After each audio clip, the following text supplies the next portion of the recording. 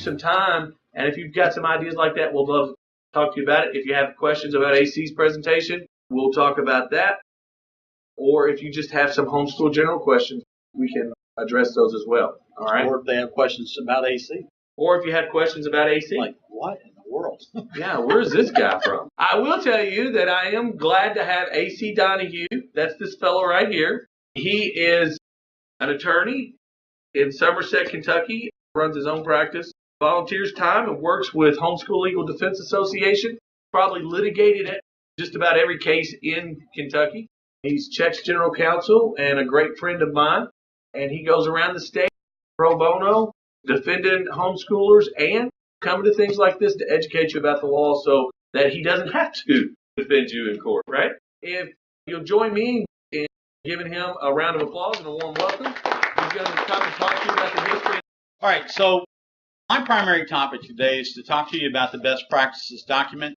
It was created in 1997, got together to hammer out this document. That was the Christian Home Educators of Kentucky, CHEC, and the Kentucky Home Educators Association, KHEA. That group no longer exists. They were basically a secular-based homeschool organization. And the Kentucky Directors of Pupil Personnel Association. That's the state side. So you had two homeschool groups and the state. And what they did is they tried to get together and say, this is what the law says. How does that apply to homeschools? That was updated in November of 2000, and in June of this past year, June of 2018, we got with the Department of Education. There had been some changes in some of the language of the statutes, so the best practices document was outdated, and we updated those references in June of 2018. Why the need for the best practices document? If you look throughout the Kentucky Revised Statutes, you will not find the word homeschool. You will not find the word home next to the word school anywhere in the Kentucky Revised Statutes. Instead, Kentucky recognizes three different types of schools: public school, parochial school, and private schools. Homeschools fall under private schools.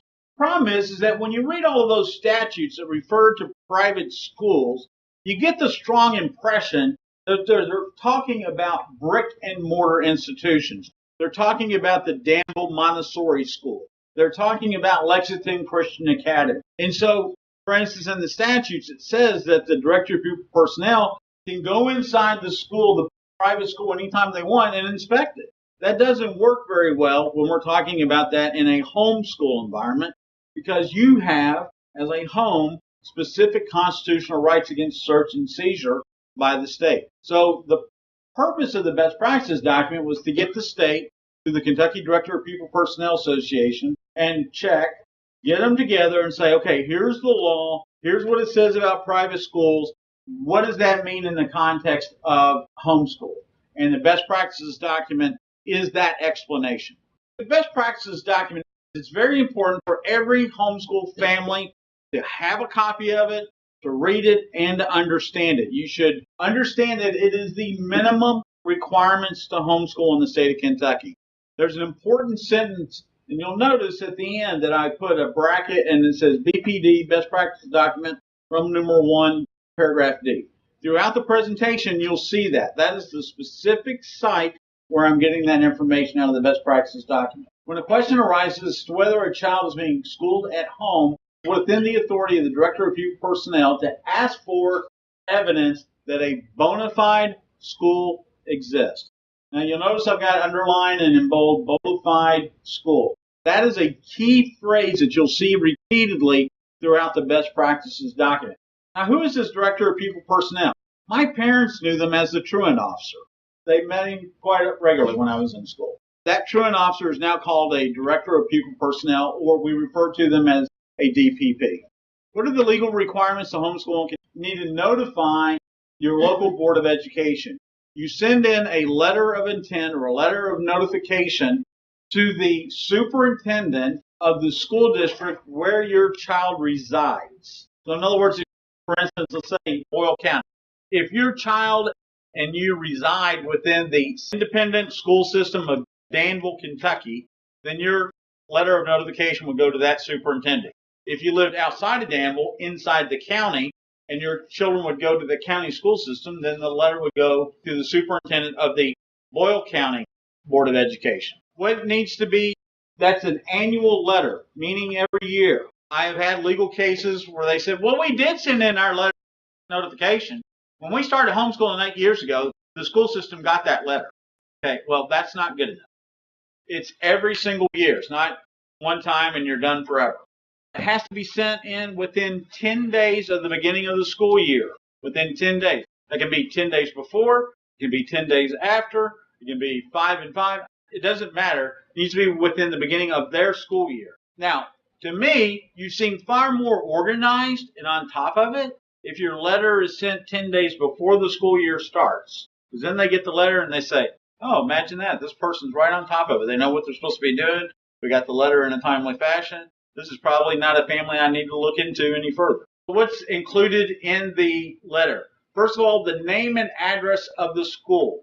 You can name your school whatever you want. You can call it the Jones Baptist Academy. You can call it the Donahue Center for Existentialism and Higher Learning. You can call it whatever you want.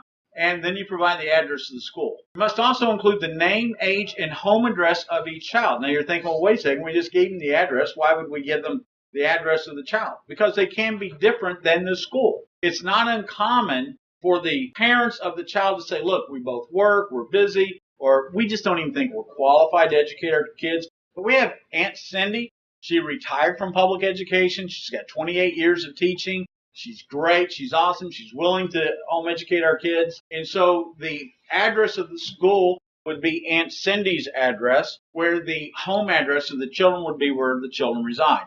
Notice that that does not include grade. Why is that? Public schools would love for us to tell them what grade our kids are in. Because we know in homeschooling that, one, we don't like boxes. And secondly, more importantly, is it's unlikely, particularly as the child develops further, that their age matches up with the grade in the traditional sense. For instance, you may have a 6th grader who's doing 8th grade math, 9th grade social sciences, 6th grade reading, so forth. Does it make a heck of a lot of sense to box them and say, well, they're 6th grade? No. You tell them the age. In the homeschool letter of intent, nothing else is required other than what I've told you.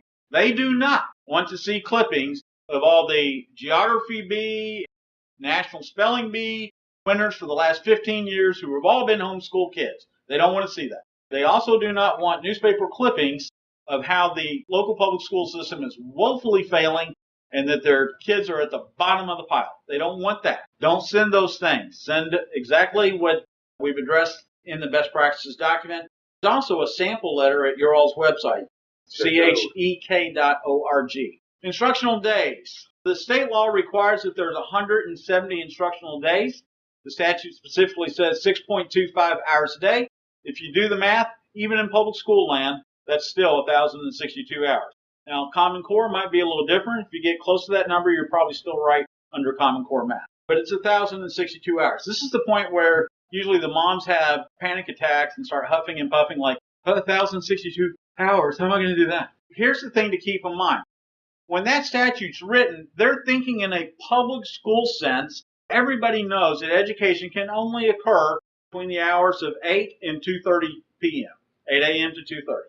That's your 6.25 hours. They include the lunch break, the recess, the potty breaks, and things of that nature. But what we learned as a family, when we started with our son Chaz, our oldest, by 1st grade, it was quite evident to us that if we kept doing 6.25 hours a day, our child was going to graduate high school at 3rd grade, and he was going to be off to college, and Mom was not happy about that. He was already working on calculus, and we were like, man, this is really not going to go well. At some point, we're not even going to be able to do his math with him.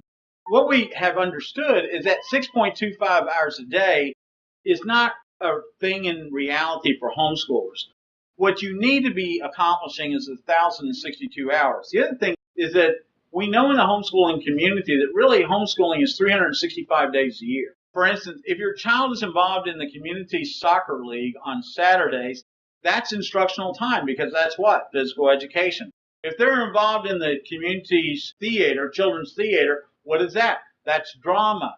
That's the fine arts. If they're taking private violin lessons, what is that? That's music. If they're involved in Boy Scouts, Girl Scouts, Webelos, 4-H, Those are all instructional hours that can be counted towards 1,062 hours. And those are not necessarily happening between 8 and 2:30 during Monday through Friday. When you go on vacation, the joke is in homeschool communities is that homeschoolers never go on vacation. They go on extended field trips. Think about it. You go to Washington, D.C., you know how many hours you can knock out in a week? I'm telling you, you can do 1,000 hours in a week in Washington, D.C. Key is keeping the kids up and mom up 24 hours a day. But man, you can rock it. You can go to the Lincoln Memorial at midnight. I've been there. And that's time, buddy. You can check it off. And if you can get them to hang and not be sissies and hang Saturday and Sunday, man, you got 2 more days. It's only 24 hours a day. Come on, 7 days, hang with me. But you can knock out a ton of hours in Washington, D.C., and that's all counted towards your educational hours. Next line. Scholarship reports. Homeschoolers are required in Kentucky to maintain scholarship reports. They can be the traditional report card. They can be A, B, C, D as in dandy, F as in fantastic, which is what I told my parents. Or you can have a portfolio of exemplary work, or you can have a narrative assessment. Narrative assessment is something like little Johnny's doing social studies. He's advancing in these topics within social studies. He's a little weak in these, and we need to improve. Portfolio of exemplary work. Guys, listen up. This is where you give me a big amen or oh yeah. So what a portfolio of exemplary work does not mean is that you keep every single little thing that Johnny makes and prepare. Because what happens, guys, is your car is eventually outside in the snow because your garage is filled with banker boxes full of little Johnny's work. And that is not what a portfolio of exemplary work is. Key word there being exemplary. So you want to keep some things that would be examples of each of the subject matters that they're working with throughout the school year. Here's a couple of hints. I wouldn't necessarily recommend keeping only the ones that are scored at 100%. Nor would I put in there the ones where they just blew it and gave you a big 45%. Those are probably not things you want in your exemplary portfolio. Have balance, have reason, kind of show and demonstrate what the kid is capable of. The other thing that we talk about too in reference to a portfolio of exemplary work is in reference to high school. If your kid's going to go to college, and particularly if they're going to compete for scholarships, when you give them their high school transcript to the authorities and they see that it's all straight A's, wink, wink, nod, nod, they'll go, well, of course they got straight A's. You're the parent, hello. Then you say, that's because of this. And you hand them a portfolio of exemplary work. And when they see in that portfolio that they worked on Einstein's theory of relativity, and then they also took the U.S. Constitution and converted it to Latin, maybe this is a pretty smart kid. I don't know. That's a helpful reason to have a portfolio for high schoolers. So we've got the notification letter. We got the scholarship reports. The final issue is an attendance record. Every homeschool family is required to keep attendance records. What are you trying to keep an attendance of? 170 instructional days or 1,062 hours. Now, I've given this presentation many times over the years. 2 years back, a guy came to me the next year and said, man, I really hate this part of the lecture where you talk about the instructional hours. My wife installed a time clock. My kids have time cards, and they go in there and punch that thing when math is done. And when they get done, they start reading, they punch that clock again. I'm like, listen, that's not what I meant. So you don't have to keep an hourly register of everything they do so that you can show that at some point in time when they say, can you give us your attendance record? Well, yes, I can. As you will note, we have 76.25 hours completed so far this year. That's probably not what they want. But you got to use a little bit of common sense that if you can only demonstrate at the end of the year, May, what they would think is the end of the year, that you've only had 100 days of instructional days, then you're probably going to be short on hours. Because you're probably not going to convince them that your instructional day was really about 12 hours a day. So you got to keep that in mind. That's the purpose of the attendance records, is to account for those hours and instructional days. That can be a free bank calendar that you can put this on. It can be an attendance register that you got from the parent-teacher store. It can be software. A lot of homeschool parents use software that takes care of their grades and their attendance, all of those things. But that's generally what's required. I think that's what I'm going to cover. Oh, last sentence. This is also in the best practices document, very important. Homeschool representatives of Christian Home Educators of Kentucky and the office of the Kentucky Director of Pupils Personnel Association agree that in the absence of any mitigating factors, the homeschools which have properly notified school districts at the beginning of the school year within 10 days of the beginning of the school year should be presumed to be in compliance with the law and operating a bona fide school, thus necessitating no further investigation. Here's a big clue coming at you. Send in your letter of notification at the beginning of the school year within 10 days, and 90% of the chance of meeting the state is gone.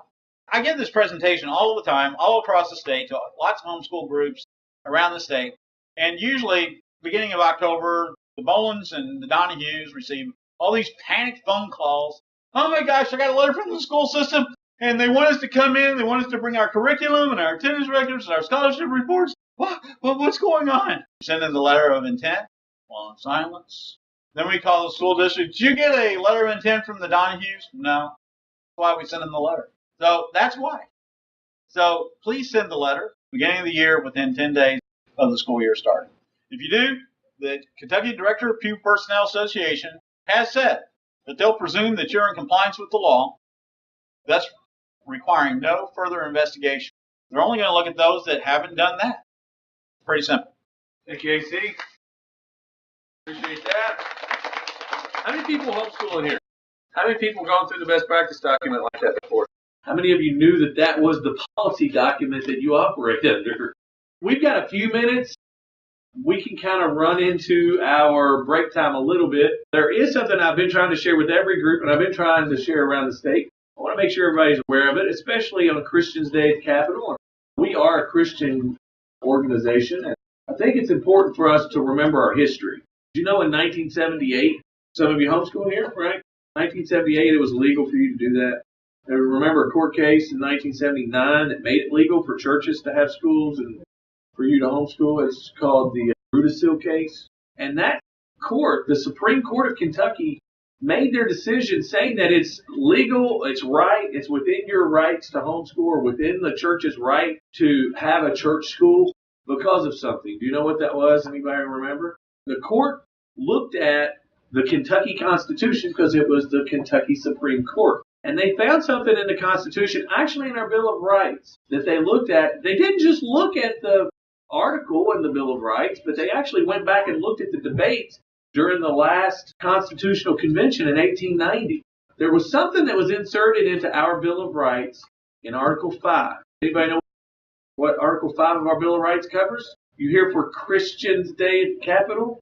Because you're exercising your what? Freedom of religion? Article 5 is Kentucky's statement about our freedom of religion. And up until 1890, it didn't say something that it said after 1890. And the court in 1979 ruled that churches could have private schools and the homeschoolers could have homeschools because they have a religious freedom to do it because of Article 5. It says in Article 5, it says that no man shall be compelled to send his child to a school he's conscientiously opposed to. That was part of the Beckner Amendment in 1890. So homeschool kids, I want you to go home and research that. Research, Google the Beckner Amendment, 1890 Constitutional Convention.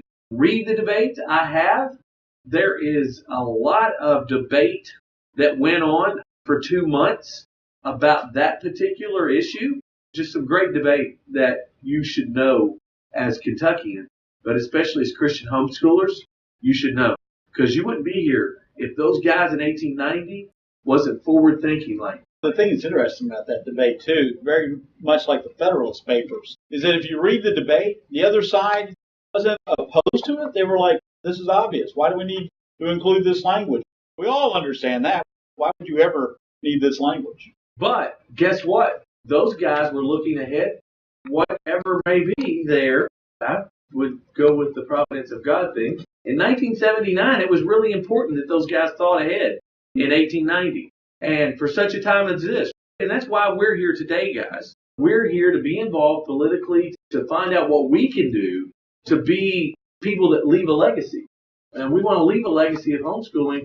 And I started this out, and I told you that we were combining two and said that you would have an opportunity at time. This is your time. Do you have any questions about AC or his presentation? Or do you have any ideas or thoughts about legislation that is going on or some that you would like to see happen? Anything we can help you with? Special needs?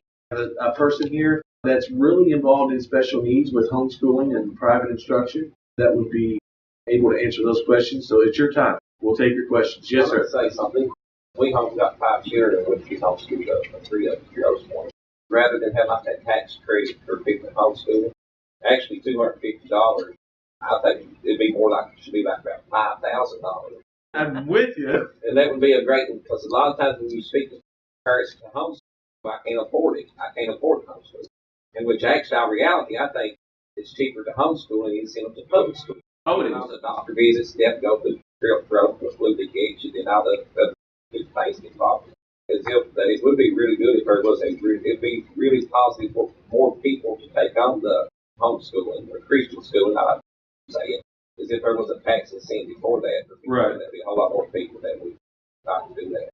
I totally agree with you. I wouldn't argue about the dollar amount. The more the merrier. Obviously, it costs the state $10,480 per kid per year to teach them. So I think we could do it for $5 easy. A lot cheaper. I mean, we do it for a lot less than that, actually. But the one thing I will tell you, where you'll split the crowd, even here in Christian school circles and homeschool circles, is a lot of people like to talk about vouchers.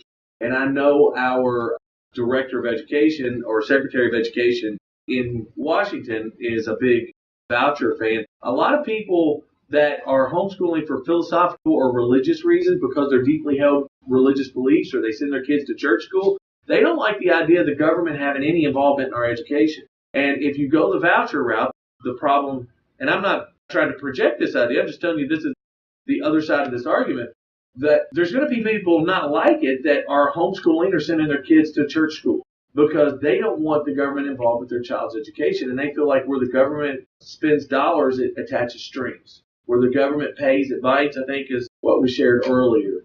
And then there's others in the community that would be, yeah, I see that, but we should be able to govern that and manage that. And I see both sides of the argument. I'm just telling you that's good. That is a split or a divided issue in our circuit. Well, the vouchers, AC probably can help me a little better with the voucher program, but just in a nutshell or a simple way of looking at vouchers is the state spends $10,000 per year per student to educate them. And instead of giving the Department of Education, the KDE, control of that money or the local school districts, they would tie the money to the students so that you as a parent can say, I want my kids to go to Kentucky Country Day, or I want them to go to Lexington Christian, or I want them to go to this Catholic high school. And you can put your kids there, and the state, you get a voucher, and then that money follows the kid. It doesn't just stay in the system. So it could actually be spent in a private school or a charter school or whatever. There's a lot of people proposing that, and there's a lot of people in favor of that. Again, I tell you, in Christian circles, there's also people that would be opposed to it because they don't want government dollars. No, you don't. But that doesn't mean that the government wouldn't still want to try to control their school either. Everybody buys in and it starts taking the cash, but 30% of them don't. And they attach strings and they require extra steps of the 70% you think they're going to leave the 30% alone. They said, no, I don't want the money. That's the argument. I'm not trying to argue the point here with you. I don't disagree one way or the other for this discussion. A voucher program that's allowed for homeschoolers to get that voucher. One state, can't think of the state. They are seeing issues where the state is trying to say if you take in vouchers, then you have to teach X, Y, in your school. Right. So it would be great if there would be like a tax credit for people. And that's what he was talking about, educational. It could be for all parents that spend extra money on. All Kentuckians could benefit from that. Are there any hope of anything ever getting traction and truly pass it? Or is it just... Well, there's always hope. Currently, no one is, as far as from the homeschool or private church angle, really argued that. I know that there are other tax credits that are being argued by some school choice people that is more like a corporate tax credit so that corporations could donate to the Archdiocese of Louisville or to Lexington Christian Academy or whoever. And there are people actively lobbying for that. I don't know that there's enough of us yet actively lobbying for a tax credit. The current amount of work being done on it, I would say it's not real hopeful. But if we come together and you two say, hey, I like what you said in that meeting and get together out in the hall, here's my name, let's talk about this, and we start planning there is hope that we could have some type of tax credit. Guys, too, keep in mind, I know that the tax credit sounds good, and to say that it's too expensive for some people to homeschool or to private school, I get that because there's people in dire situations. But you could argue, on the other hand, that part of the problem with public schools is that they're free because people don't value what they don't invest in. And we devalue public school because it's free. What's free worth? Another good is the amount of school tax. I have no children in school, but yet I pay a massive amount of school tax. If the sense is if you homeschool, you want to pay school tax would be one good incentive. Again, a tax credit would be nice. The problem with that argument is what about the 95-year-old nun that owns a piece of property in Fayette County and she's lived here all of her life and she's paid property tax, never had a child. She went to Catholic school. She never went to public school, but she's paid property tax her whole life. Is it fair for her? School tax. Property tax goes to school. Right. Yeah, I mean, it's broke down, though. On the property tax bill, it's broke down. I guess the point I'm making is not only people with children pay property tax, people that never had children that have paid property tax for 50 years. To say, okay, we pay taxes, so we should get some benefit. We pay taxes so that we have a school system that educates the populace to at least be able to vote. That was the argument 150 years ago, why we would do compulsory schooling and why we need a government school system. You and I benefit from our neighbors' kids going to public school. I hope. If they get an education and they wait on me at Walgreens or they clean my teeth at the dentist office or they treat my hernia, I'm benefiting from them going to school. I don't have a problem paying some school tax. I know that makes some of us mad. I'm just, guys, we got to be honest here. We do have a benefit in the school tax. I would like it to all go away, but then. The area that I'm from, the school systems aren't the best in the world. Not based even in the state, but get that. Is with the product of the 17, 18-year-olds that are produced this day and time. When we look at the money at $10,000 a year, what is that? Around $120,000 for 12 years of schooling. We coming up short because with the $120,000 being spent on a child's education, time to get 17, 18 years old, they should be very sociable people, but they're not. And the school system is mainly, my way I see it, is part of the problem, the reason why things are society the way they are today. They need to be held to higher accountability. Because if they did, mine would be homeschool, that'd be public school, but because of the things that goes on, one thing is there's been an openly transgender teacher in the school system for the past 15 years. First was a man, and then they decided to be changed to dress as a female, had all the changes done. And in a sense, that could be, in a sense, child abuse, with all these children being exposed to this all the time, them being exposed to that, the things that problems it causes for the children. No one has took measures to stop that. Well, what you say resonates around the state. It's not just your county. There is a performance issue. We're told every year by our politicians that our school systems are failing, that they're not doing the job that they should do. And we see the effects of that in our local districts, and you're probably right, it could be better. That is a separate issue in itself, what we could do to improve the public school system. I think there's a lot of things we can do to improve the public school system, but as far as taking tax dollars away